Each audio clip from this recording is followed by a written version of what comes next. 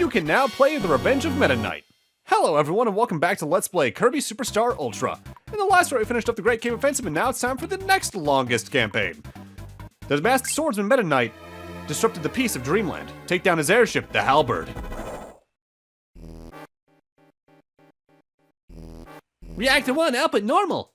Adjust the balancer to 0003.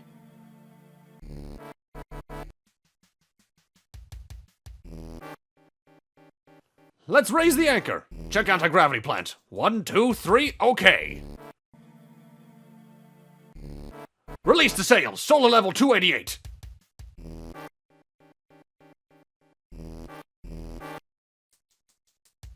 The time has come. The time to show our power. Dreamland's lazy lifestyle will end. I will rule.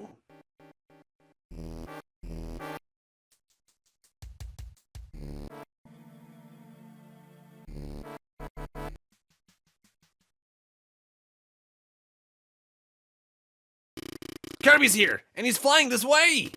Oh no, what do we do? He mustn't interfere with our plans.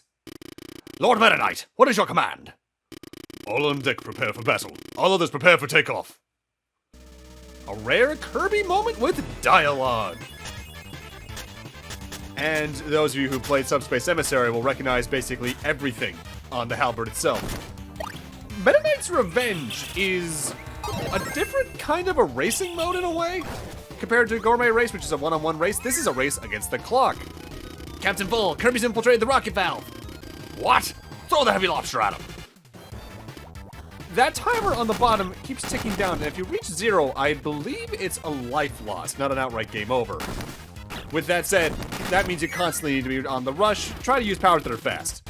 Kirby's now just behind the nozzle. Ready for takeoff now. She can fly at any time. Hurry it up. Where's Heavy Lobster? Try right about there, and be careful, it's gonna dash at you almost immediately. Kirby's currently fighting Heavy Lobster. Initiate takeoff. We'll blow Kirby away. Okay, main engine ignition. Now, take off. This isn't really a fight you can win. It's mostly just here to be a cutscene. Because, well, that should have killed Kirby, but we're fine.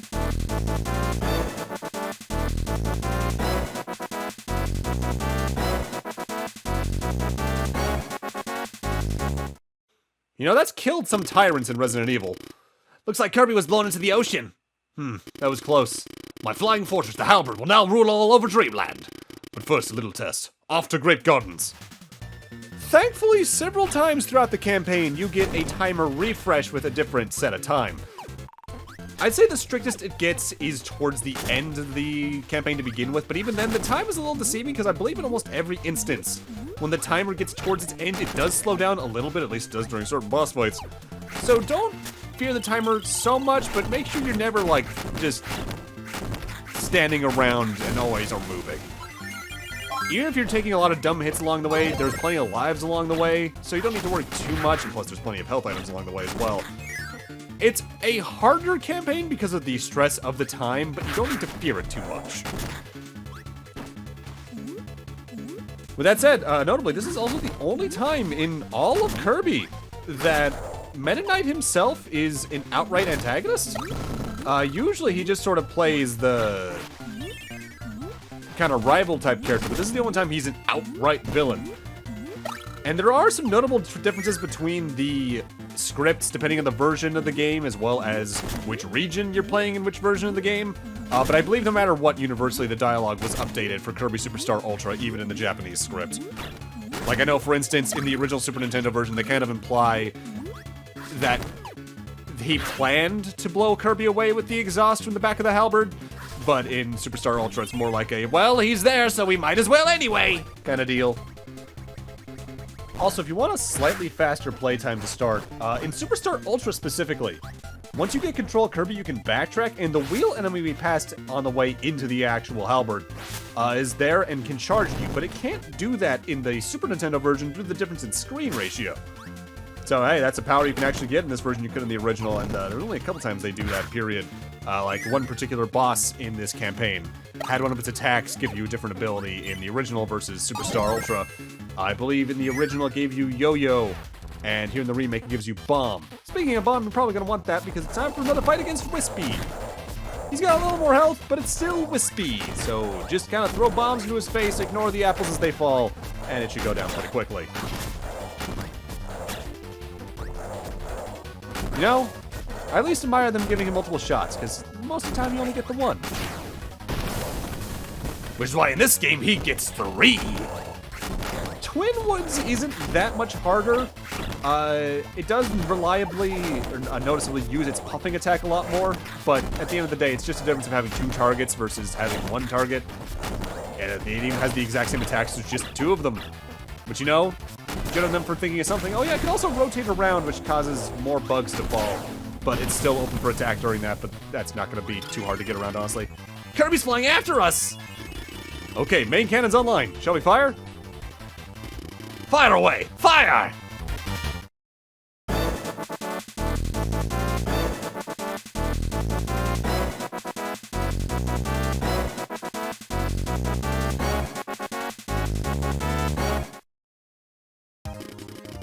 Kirby's hit! He's fallen in the woods!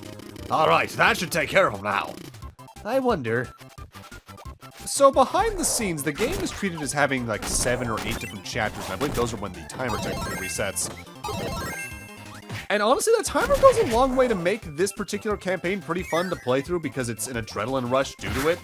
Because Kirby platforming usually has a very different pace than most other platformers to it. But adding a timer alone just makes you so much more frantic, and I kind of adore it for that.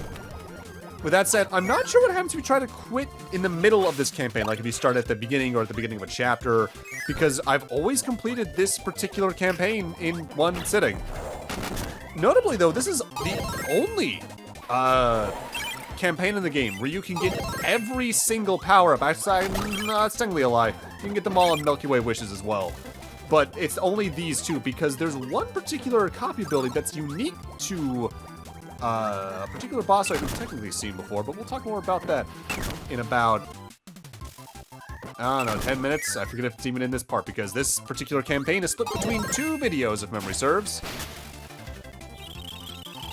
Don't be afraid to take a second to inhale an extra copy ability to make a helper if you find one you really like, by the way, like these 2 bonkers, because those helpers can go a long way to mitigate any kind of problem in the game.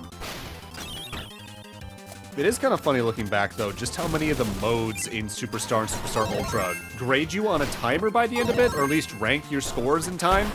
Because this gourmet race, as well as 3 of the end game portions, completely rank your time for playing against friends or just trying to see which time you can make your best time.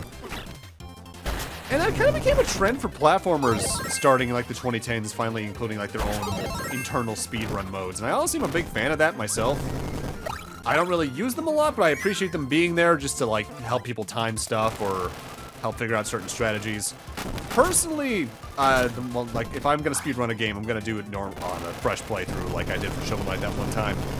But that's also because I like seeing my trophy number go up, and I think I brought it up on the channel before. The day that Nintendo games introduce a proper trophy system across your entire profile, I am doomed. And I already have it bad enough because I already went out of my way to get like all 900 Korok seeds. But if they require doing that in a specific time frame or some shit, You do need to use fire to light up one of these cannons though, but it's specifically always the cannon on the right you need to light. Because the one on the left, as we see here, doesn't exactly go off. So let's try that again with the one on the right. Oh god, just make sure you actually get into the cannon.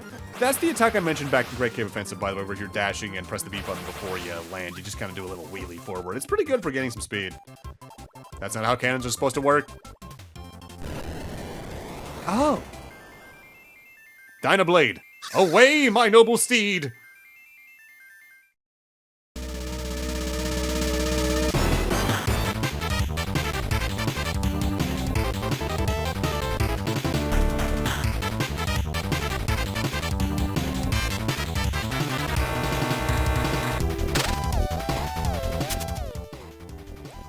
Dynablade has been shot down! But Kirby's on the deck. Relax, we must handle this calmly. Listen, you lovers. I want you all after that Kirby. And here we have the main halberd theme. We heard it earlier, but I really want to state this is a really good song. Even if I immediately associate more with Subspace Emissary.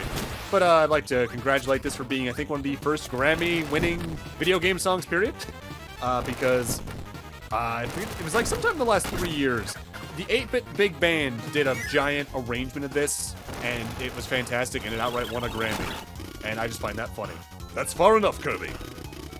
Now you will know the power of Meta-Knight. Fight! I find the fact there's dialogue here really cute. I think is this the first time Kirby had outright dialogue? Because there wasn't much of it in 64, and the original Dreamland games and Adventure were pretty not chatty. So I guess it was Superstar followed by borrowing the menu stuff for descriptions in Air Ride. Probably Return to Dreamland overall, right? Or, actually, I forget how Squeak Squad's cutscenes are handled. It's been a little bit. It may have been that. Looks like Kirby's trying to get on deck. Well then, let's guide him in front of one of the cannons. And I want to say, it's an old animation, but I'll always appreciate that old animation of Kirby just wrecking shit on the halberd and the Waddle Dees and other Meta Knights at the top just continuously losing their shit. It's ancient beyond belief, but there's always going to be a part of me that loves it. Once you're on the halberd itself, though, the game tends to get a little more dangerous here because the platforms get a little less reliable. There's going to be a lot of times where there's just bottomless pits beneath you, and as we continue through this campaign, there's going to be more and more times where there's wind pushing you around, and just even more and more dire platforming. Honestly, I don't know how Meta-Knight wanted to use this as a ship, because it is very unsafe for anyone who's on it, even if you're not Kirby. Kirby's now approaching main cannon number 2. He'll be brought to a crisp.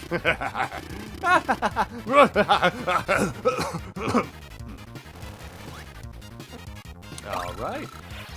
So this is actually the boss I was talking about a moment ago, where depending on the version you're playing, it has a different power-up from its main cannonball. It can either give you yo-yo or bomb, depending on the version you're playing. This is the main cannon to it. What's called combo cannon? It's got a couple of different attacks. It's got a giant laser you're supposed to duck under, but thankfully beam counts as ducking somehow. It's got a giant cannon that'll fire cannonballs directly at you, and it's got a grabby hand that'll come out from the back every here and there. This boss is a little chaotic, but if you have an attack like the beam's dashing jump attack that fires many things downwards diagonally, you can hit most of its vulnerable parts pretty quickly and probably do some good damage. It's not exactly hard, but it is very easy also to lose a lot of HP here. This is also notably the one set piece from that one halberd stage in Smash. Doesn't really get to do much in that particular fight, or that particular stage, especially considering most of the time you're over the bottomless pits, but it's there.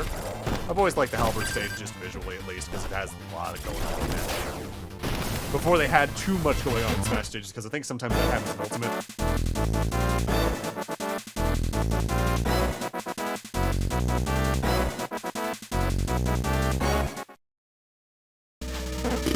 Ah! Main cannon 2 was destroyed! The cannon's a wreck. We can't use it. What? How could this be? I mean, guys, it's Kirby. I know we're only, what, 4 games in at this point, but come on. Kirby's now heading for the left wing. You don't think he'd... Don't think he'd what? Waddle Dee, finish your sentence. Everyone, we need to keep Kirby away from the left wing. Good job with that, and good luck with that. I'm Kirby. I can fly. If anything, the only reason we need the warp star to get anywhere around here is because of actual speed differences. Here's where the wind really starts to come in. And I want to say in the original game, there was some unused tile sets that you could access here. That ultimately led to the idea of maybe there was maybe a 1-up you're supposed to find somewhere in this location, but it doesn't really overall matter. That's most of what I believe the cutting room floor page is for either version of Superstar, by the way. It's mostly a lot of unused tile sets or animations. Not a lot of, like, juicy behind-the-scenes information, like unused bosses or anything like that from memory. I might have to check back between parts on that. Because the last time I looked at that was about 2 weeks ago when I was doing the recording for the game. Because recording and editing took a little bit. From memory, having things like Jet can also be useful in instances like that where you get knocked away in midair. Because Kirby does have a bit of a recovery period, but I want to say Jet can recover faster than just flying. Be careful of that knockback all the same, though, because even though some of these screens are tall, it's very easy to fall in bottomless pits all the same if you're not paying attention.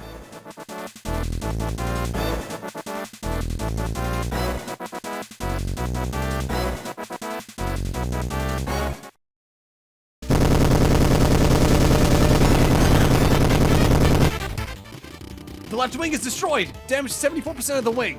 We're starting to lose out stability because of it. Retract the sails. Give more lift to the left wing. Notably, in the original game, he said to give power to the right wing, which would just make everything all lopsided. Hey, where's Kirby now? It looks like he's inside the cabin now. We got him on radar. He's in the ducts. Well, that explains why these things are so tight. I would ask why you could walk in these, but we did kind of break a hole in the wall. What's he doing there? He's moving through the ducts now. Has he lost you something? Wait, I thought of something. I don't like that laugh. Notably, whenever you see an FMV in this particular campaign, in the original game it was a pre-rendered like 2D sprite cutscene, and a lot of the sprites were like crunched down 3D models into sprites like Donkey Kong Country, and that was a direct inspiration for it. They just didn't like how they did it at the end of the day. Are we all ready? Are we really doing this? I know I'll regret this. Shut it! Now's our only chance to finish him. This time we'll succeed. Heavy lobster, away! I guess they had multiple heavy lobsters. But that said, this is a rare two-phase fight in the game. First off, Oi just gotta run. I don't think touching it is instant kill. You just gotta make sure you don't get hit. Crush him, crush him! It looks like our ship is falling apart. I hope these aren't structural support beams I'm breaking. Don't worry about it, just press on. Colonel Bull's a little insane. With that said, this boss is a little different in that it actually has a unique power-up you can get from it, but only if you absorb the little projectiles it fires out of its claws. That gives you the paint ability, which using it not only inflicts heavy damage and reduces the defenses of the heavy lobster, it changes its color to red and makes its attack pattern completely different. I didn't show it off because, frankly, I have good powers here and I didn't want to lose this for a one-time power. There are plenty of opportunities to use it against Heavy Lobster, though, because you're going to see this thing maybe about 3 or 4 more times throughout the game if you're doing everything, so get used to it. And that's at a minimum, if you don't die at several points. There we go. But with that, I'm going to need to end this off here. Thank you guys for watching, and in Part 7, we're going to go finish off Meta Knight's Revenge. See you guys then.